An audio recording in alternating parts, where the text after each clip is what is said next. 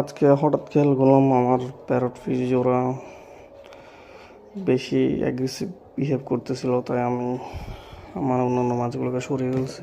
তারপর মাটির হাঁড়িতে দেখলাম ওরা ডিম পেড়েছে। আজকে আপনাদেরকে একটু দেখাই আমি। এই যে ডিমগুলা মাটির হাঁড়িতে ছোট ছোট ডট ডট, মাটির হাঁড়িতে যে দাগগুলো আছে ওইগুলাই হচ্ছে ওদের আসল ডিম। একটু জুম করে দেখাই আপনাদের। এই যে এইগুলো হচ্ছে ওদের ডিম। খুব শীঘ্রই ডিমগুলো ফুটে হয়তো বাচ্চা বেরোবে, তখন আপনাদেরকে দেখাবো পরিষ্কারভাবে। এই যে এখনও বোঝা যাচ্ছে ডিমগুলোতে অক্সিজেন প্রোভাইড করতেছে, প্যারেন্টস মাছগুলো আর প্রোটেকশন দিচ্ছে। এই হলো আজকের আপডেট।